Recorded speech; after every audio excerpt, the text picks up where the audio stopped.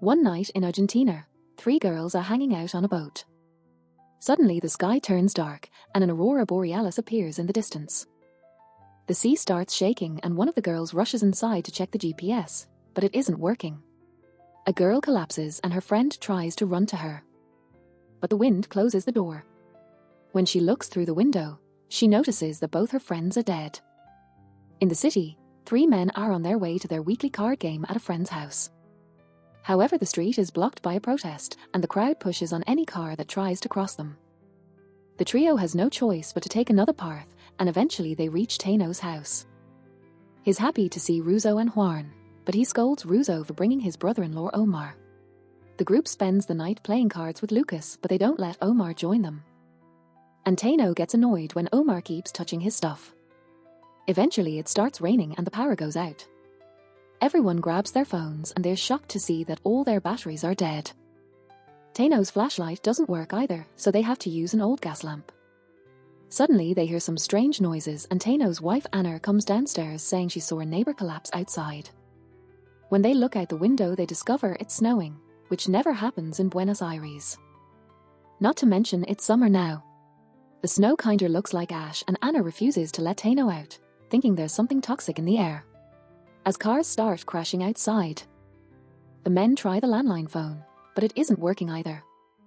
The group starts getting afraid, so Teno asks everyone to close every window and cover every hole. Russo touches a window and notices it's freezing. The guys begin discussing the situation and soon it escalates into an argument, so Russo uses the chance to leave the house and pushes Lucas off when he tries to stop him. He only manages to take a few steps before falling dead on the street. Teno blames Omar for Russo's death, and the others have to separate them before they can fight. As hours pass, the weather gets colder and everyone puts on extra jackets. They are also worrying about their families. Suddenly there's a knock on the old door connected to the garage. A woman calls out for help, but Teno is wary because she could be a liar trying to take advantage of the situation. The others convince him it's the right thing to do, so Teno gets his gun while Juan breaks the old lock. Inger comes in and Anna takes care of her while Teno and Juan take advantage of the now open corridor to get into the garage. Juan wants to get the car keys, but there's a hole in the ceiling that is letting snow fall in front of the garage office. He moves inside Teno's car and connects a ladder to the office window. Then he covers himself with some plastic to climb in. Once he has the keys and comes back, Teno points at the fallen snow, noticing that it changes color after it's been on the ground for a while. The men try a bunch of cars, but none of them will start. Moments later the group sees that a neighbor is alive. They try to make hand signals to stop him from opening the window, but it's too late. The man peeks out and instantly dies. When his wife checks on him, the same happens. Seeing this makes Juan even more desperate to save his family and announces his leaving. The others help him cover his body from head to toes with multiple layers of clothing and plastic bags. Teno has an old mask to protect his face, but Juan turns down the gun. When Juan is about to head out, Omar grabs the gun and blocks the door, saying he wants the mask for himself. Teno easily takes the gun from him and reminds him who is in charge. Afterward, Juan can finally leave the building and confirms the improvised suit is keeping him safe from the snow. As he walks through the streets, he sees hundreds of bodies of both people and pets. The whole city is now covered in snow. A flashback shows all the tenants of a building having a meeting before the snowfall. Suddenly the power went out and a car crashed right into the main entrance. Everyone moved fast and didn't get hurt, but when a man went out to check on the driver, he instantly died. In the present, Juan keeps on finding bodies everywhere while his journey continues. He also hears someone whistling but can't tell where it's coming from. After some more walking, a creepy stranger appears behind him, so he runs until he loses sight of him. Then he enters the station and finds the train frozen on the tracks. All the people who tried to escape are dead, but there are still a few survivors on the train asking for help. Juan goes inside and explains there's nothing he can do for them. He opens his bag to grab the water bottles and discovers Teno put a gun in there too. After giving the water to the survivors, Juan leaves. Moments later, Juan makes it to the building with the car in the entrance. He immediately starts climbing the stairs and finds survivors on every floor. Some of them are praying while others are arguing. Inside his ex-wife's apartment, He finds a man stealing stuff. Warren pushes him against the wall and demands to know where his daughter is. Neighbors rush in when they hear the yelling and ask Warren how he survived the snow. Warren freezes when he realizes there's some snow on his bare hand, but it doesn't hurt. The moment is interrupted by his ex-wife Eternaut, who kicks the others out before telling Warren that their daughter Clara stayed at a friend's home last night and she hasn't heard from her since. The guilt causes Eternaut to have a breakdown, and Warren comforts her. She doesn't have the friend's address, but she has the name, so Warren announces he'll go to the school to get the address from the files. When he tries to leave, the neighbors block him to ask lots of questions. He tells them the snow doesn't hurt after it falls and he only survived by covering his whole body. However, they still don't let him move and insist they want to see the mask, so Warren takes out the gun to keep them at bay. On the stairs, he knocks down a man to clear the way and the other guys angrily come after him. Eternaut asks a neighbor friend for help, but she closes the door in her face. The couple runs to hide in an empty apartment and blocks the door with furniture. After finding a body in the tub, Eternaut begins covering her body with layers of clothes. The neighbors are at the door, so Warren opens fire to keep them out. Then he makes Eternaut wear the mask and sends her to the school. She jumps through the window and survives by landing on the crashed car. At that moment, the neighbors manage to break in. So Warren covers his head with a plastic bag and breaks the window to make everyone run from the snow. Warren escapes through the window but passes out from suffocation. Back in Eternaut's house, Anna wants to make tea, but he stops her from using tap water because it may be contaminated. The men work hard to seal every window with tape or wooden planks. Eternaut finds Inger handling his gun and takes it back while she explains she's former military. Tired of waiting, Inger grabs her helmet and announces she's leaving. However, Eternaut stops her and announces he's leaving first with a mask he just put together. He borrows Inger's bicycle and notices the LED light doesn't work, but the one powered by cycling does. Eternaut theorizes that old things work, which he confirms by connecting a record player to a car battery. Afterward, they all wear makeshift masks and reach the fire station, where they collect a bunch of fireman suits and masks. Meanwhile, Warren finds himself in a trench watching a red light going up in the sky. Suddenly, he wakes up and discovers Eternaut found his friends on the street, so they came back for him in a truck. Eternaut tells him that old engines do work. Another flashback shows Inger before the snowfall. She noticed her brother's phone had a notification for a delivery, but since he was in the middle of a soccer match, she volunteered to do the job. This saved her life. In the present, the group returns to Eternaut's house. He connects a radio to the car battery, but no matter what frequency he uses, nobody answers. An argument ensues over what to do, and Warren wants to borrow the car to find his daughter. Eternaut refuses, saying they need to stick together. At that moment, a man wearing a welding mask enters the garage. It's their neighbor Benito, who wants to borrow the car so he can deliver supplies to other people with his friend Roberto. Eternaut refuses, and while they argue, Omar takes the chance to steal the vehicle and leaves. After Benito leaves too, Eternaut tells the others he's not happy to hear Benito is working with Roberto because they had a falling out. As Omar drives through the streets, he sees a red light in the sky and gets distracted. He notices the cars blocking the road at the last second and tries to turn his vehicle, only to crash into a store. Meanwhile, Eternaut and Warren suit up and leave to search for their daughter. They try the first car they find, but it doesn't work. At that moment, a truck with survivors passes by, so they hide until they're gone. These men find Omar and rescue him. The couple ends up spending the night in the car, and the people in the house can hear the looters breaking into the neighborhood stores. Eternaut keeps trying the radio to no avail. The next morning, Warren and Eternaut finally make it to the school and enter through the window. While Eternaut looks for the address, Warren searches for an old car that works. He enters a security cabin, and when he grabs the keys, he hears the whistling. Suddenly, he has a vision of the red light and destruction taking over the city, culminating in a big explosion. He wakes up inside the car, which does work.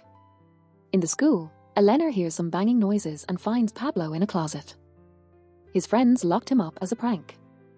Warren comes back and helps him out, slapping the boy when he's rude to them. The couple tries to tell him what's happening, but Pablo just runs away. He only stops when he sees all his friends dead outside. Pablo knows where Clara's friend lives, so he agrees to take the couple there if they promise to take him home afterward. When they make it to the house, They find a bunch of dead people in the garden but no Clara. Pablo freaks out at the sight of the bodies. It turns out he gave them his home address and that's his dead family. Pablo collapses with a fever, so the couple stops at a pharmacy for medicine. While they search the store, a pregnant woman bangs on the door saying her water broke. Ignoring Juan's warnings, Elena opens the door and lets her in. This turns out to be a distraction for her armed boyfriend to ambush them. The woman slaps Elena and after taking the bag and car keys, the man locks them in the closet. While the robbers leave, Elena asks if Juan has been seeing visions again. He admits they came back since the snow began. Pablo at first refuses to open the door because he hates Juan's attitude, but he does it when Elena talks gently to him. The couple gives Pablo the mask they made for Clara, and they leave together. On the street, Juan gets ready to shoot when he sees someone, but it's just a family getting away in their car. When they cross the station, Juan gets on the train and notices all the survivors are gone. At Teno's, Inger comes back after looking for her brother, but she found him dead in the park. She also says she heard some weird noises but didn't see anyone. Teno gives her the gun and asks her to protect the house while he and Lucas go out for supplies. The duo returns to the fire station, only to find Benito and his gang. Benito wants to close all the roads, which Teno disapproves of. He also wants Teno to let them use his garage and gives him 24 hours to make his choice. When they return to the house, they discover a voice on the radio. A man from Uruguay confirms that the deadly snow is there too, and has heard the same news from Brazil. They conclude the issue is happening around the whole world. Unfortunately, the call ends too quickly. Desperate to talk to the person in Brazil, Teno climbs to the roof to move the antenna, but he discovers his compass isn't working. He rushes back to his workshop to check on other compasses and notices they're all behaving strangely. Eventually, the couple returns to Teno's place with Pablo. Teno informs Juan that he's changed his mind and wants to leave for his other house on an island. He tells him about the compasses and concludes that Earth's magnetic field has shifted. So he thinks the world is broken. Juan still wants to find his daughter, and they argue until Teno says that Clara is dead and Juan is in denial. At the gas station, the pregnant woman and her boyfriend are taking supplies from the store and gas from other cars. The man hears a noise and looks around with his flashlight until he sees something moving. Suddenly, the car shakes, and when the woman turns around, her boyfriend is gone. Something screeching breaks her window and she screams as the car slides on the snow, eventually falling down a hill to kill her. At the local bridge, a person in a yellow suit walks at a fast pace. A group of people appears in the distance to cross the bridge too. At Teno's house, the group holds a funeral for Russo. Afterward, Teno and Lucas go to the grocery store to get more supplies. Juan insists he wants to find his daughter, and Anna remembers that she recently threw out a bunch of phone books. They retrieve them from the dumpster, and Juan finally finds the address he needs. Juan leaves alone on foot, but Teno feels bad and decides to help him in his car. He announces they'll find Clara, and then leave for the island together. During the trip, Teno shares his theory. He thinks that the ring of radioactive particles surrounding the Earth has been destroyed and caused the deadly snowfall. Moments later, they find the roads blocked by huge piles of cars. Suddenly, they hear a noise and are surprised to see military cars approaching. A soldier asks them to turn back and avoid the downtown area, as it has been cordoned off. He also explains the military base is getting organized and help will come soon. There's something weird about the way he talks, so when the military cars leave, Juan and Teno decide to follow them. After crossing a tunnel, the duo reaches downtown and the soldiers open fire at them. They start driving in reverse to escape, but a bus falls from the bridge and blocks the way. The duo goes ahead and drives past the soldiers, only to discover they are shooting at something else. It turns out there are giant bugs on the bridge throwing the vehicles and the military can't stop them. When a man appears in the middle of the street, they turn the car to dodge him and the vehicle ends up sliding on snow. As it rolls, Juan has a vision of the red light and his daughter Clara. The car stops when it crashes into a garage. Juan watches the bugs climb down from the bridge and go after the soldiers, capturing them using tentacles and wrapping them in something like cobweb. Teno helps Juan get out of the car, and they rush upstairs just in time to avoid the bugs hitting the garage gates. As they move, Juan continues to have visions of the red light and utter destruction. They manage to hide on the roof, and after a while, they take a look around to confirm all the soldiers and bugs are gone. Then they come down and take the fallen weapons before continuing their journey. When a bug appears dragging a webbed person, they hide and watch it drag the body into newly built nests. As they continue to move, Tano accidentally slips and hits a dumpster. A bug hears the noise and comes for them, so Juan opens fire, but Tano's gun is stuck. With an accurate shot to the head, Juan kills the bug before it gets too close. Unfortunately, the noise gets the attention of more bugs, so the duo starts running. Some of the beasts chase after them while others feed on the dead bug. Thankfully, a man sees them and waves his hands to show them where to go. When they reach the doors of a church, people from the windows throw Molotov bombs that light the bugs on fire.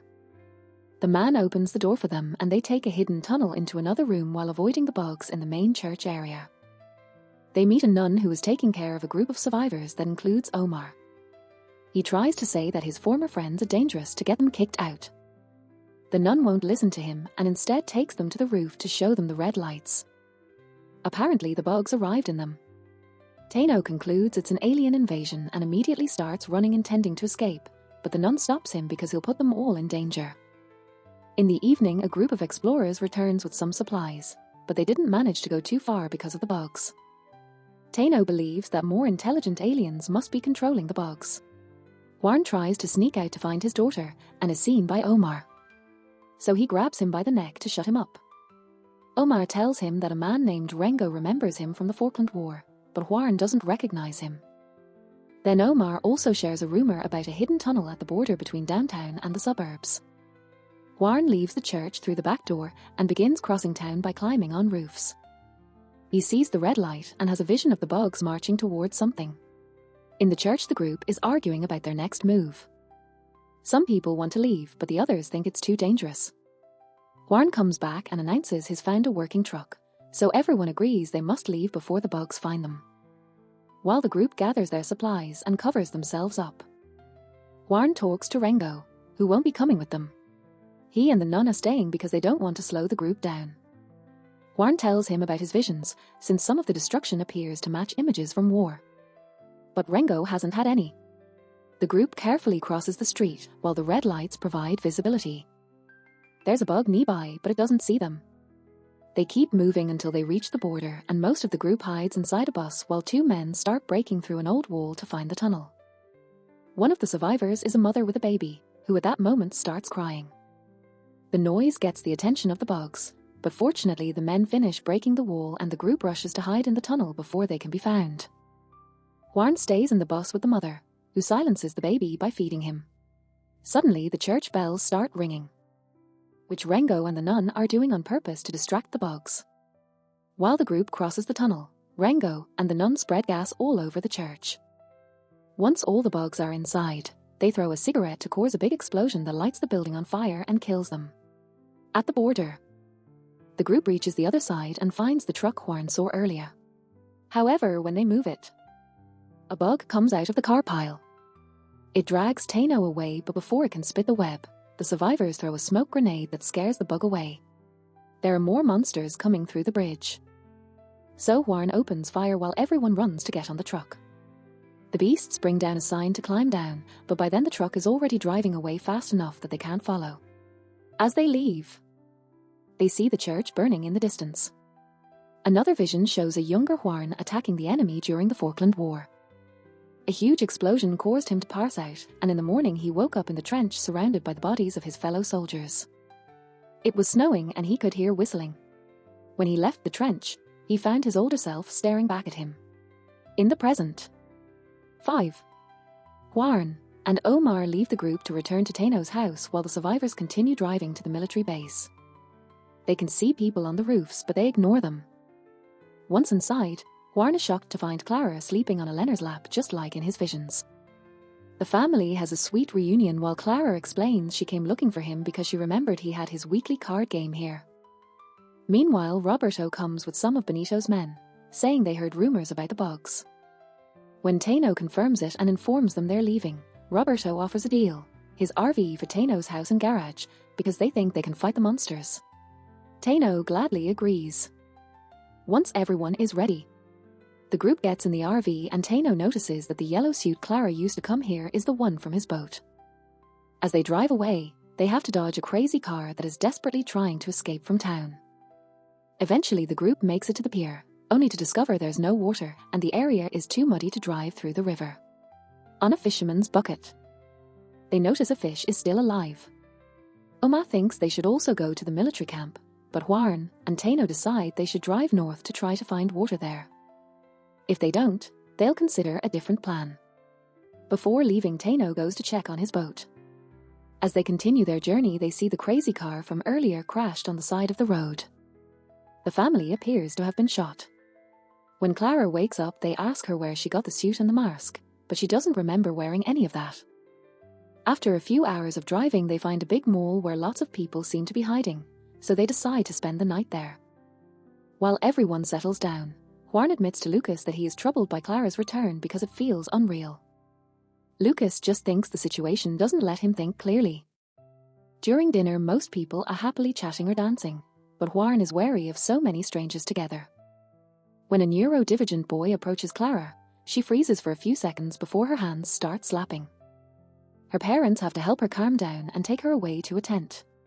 Elena thinks they should go to the military base to get help for Clara, but Juan reminds her that he can't go there. The conversation is interrupted by Tano, who reveals he couldn't find his boat. However, he did find the logbook, and Clara's signature indicates she took it. Meanwhile, Lucas goes looking for alcohol and hears some weird noises in the next room. The next morning, everyone excitedly goes outside because it stopped snowing. People celebrate the sunlight while Tano checks his compass. He discovers that the poles have inverted, and now south is the new north. Anna then realizes that Lucas is missing. While Tano and Juan go looking for their lost friend, a car parks outside and 3 masked strangers come out. Suddenly, these strangers open fire, killing a bunch of people. Everyone runs back inside in panic while Juan and Tano return to fire back. Some people are hiding behind cars and the duo sneaks around to help them. With his soldier skills, Juan kills one of the enemies with an accurate shot. The second attacker checks a dumpster and finds 2 teenagers. But he ignores them and enters the mall. Moving quickly, Juan hides behind a different car and shoots the third stranger, causing the body to fall through a window display. When he unmasks her, he sees her necklace and learns she's the mother of 3 kids. Elena is a doctor and checks on the injured people, including the neurodivergent boy. At that moment, Lucas arrives with soldiers from the military base, saying he found them on the highway. When Tano asks him how he reached the highway, Lucas says he doesn't know. Then Tano checks the RV and discovers the gunfight broke it. All the survivors leave on the military trucks. As they pass the highway, Lucas points at the spot where the soldiers found him. He can't remember how he got there and blames it on the alcohol he drank last night. During the trip, they notice the river has water again. In the meantime, the third shooter has managed to escape. He enters the sewers, but the bugs don't attack him. In fact, they move out of the way as if they recognized him. Later, Juan has another vision of himself doing some shopping at the mall and encountering the mother he shot down. She tells him that she's still there in some corner of his mind and asks him not to stop looking for her. He wakes up at the military base, where the soldiers are teaching all the survivors how to shoot. One morning, Tano is summoned by the sergeant, who has heard that he's an engineer and asks him to fix the radio. However, Tano leaves in a huff when he hears they want him to do it downtown. When he bumps into Juan, he explains that the military is planning to bring down the wall at the border by hitting it with a train and send a message from a tower. Lucas is planning to join the team and points out how many people they could save with that message, also saying that if they don't help, they'll be in danger, and not only from the bugs. His tone is rather aggressive and his friends think he's acting weird. Afterward, more trucks arrive with survivors, including Roberto. Tano asks him what happened, and Roberto explains Benito and the gang didn't make it. Hearing this, Juan thinks they should leave and get to the island. However, Tano and their wives insist they should stay. Clara needs medical assistance, and the island is probably not safe anymore. That night, Juan can't sleep and goes for a walk, but he immediately notices 2 men are following him. One of them is a train engineer and explains there's a station near the base. He thinks they can fix it to reach downtown safely and send the message from the tower, but they need Juan to change Tano's mind. The next morning, a group of teenagers holds a little funeral for the neurodivergent boy, who didn't survive the shot. Tano, Juan, Omar, Pablo, Inger, Lucas, and a few others end up joining the team of soldiers to go on the mission. After crossing the river on boats, they find the train tracks and continue on foot. During the journey, they see some military planes fly by. When they reach the train station, they immediately get to work. Most of the team concentrates on fixing and moving the train while a few soldiers keep watch in case the bugs show up. Luckily, nobody approaches them, but when the train finally takes off, they don't see an armed woman watching them from the water tank. Midway through their journey, Pablo and some soldiers leave the train so they can guard the border. A few moments later, the train is getting closer to the car wall, and the vibrations cause the bugs to come out of hiding. Everyone holds on as the train starts going faster, and Juan sings to distract the team, who soon joins him. The train impacts against the pile and sends all the cars flying, creating lots of smoke and a dirt cloud. The team celebrates their success through their coughing. Once they reach downtown, the team continues to move on foot with the battery, and they're surprised to see there are no bugs following them. They also notice that the planes from earlier crashed on the ground. The team splits again, with half of them moving the battery to a radio tower while the others go check the planes. There are missiles in a box, and Inger finds a map indicating they were flying to the stadium. Suddenly, they see a boy in the middle of the street, and when they come out to check on him, they find lots of civilians staring at them with blank faces. At the radio tower, Eternaut successfully installs the radio, and a soldier operator sends out a message telling the survivors they can find help in the military.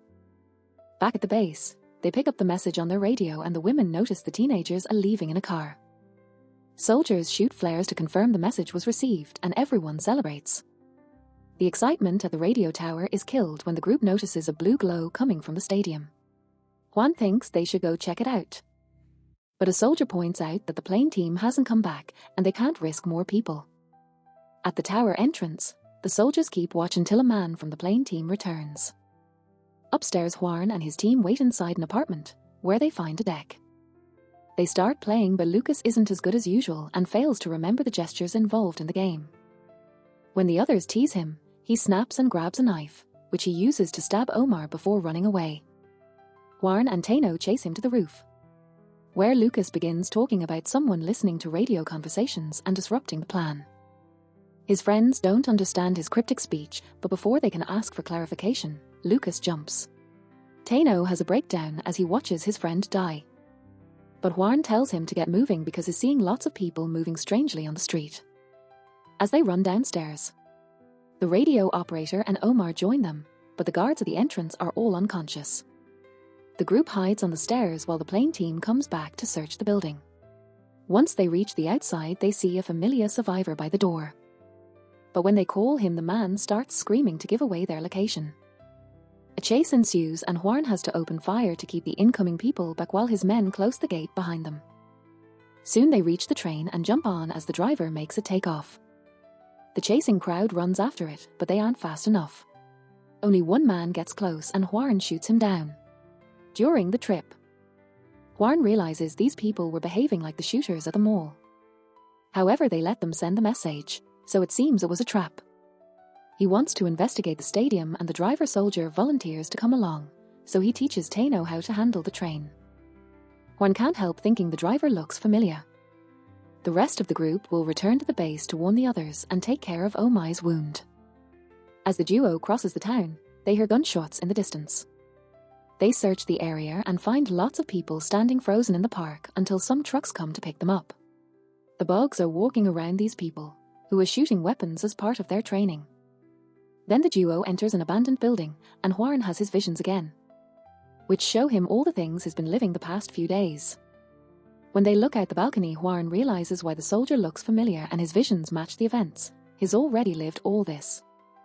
Suddenly, a gazebo starts glowing blue, and the alien creature behind the whole operation appears. It plays a soothing melody that controls people's minds to make them its minions. Juan sees teenagers in the crowd and realizes Clara's behavior means she's been mind-controlled all along.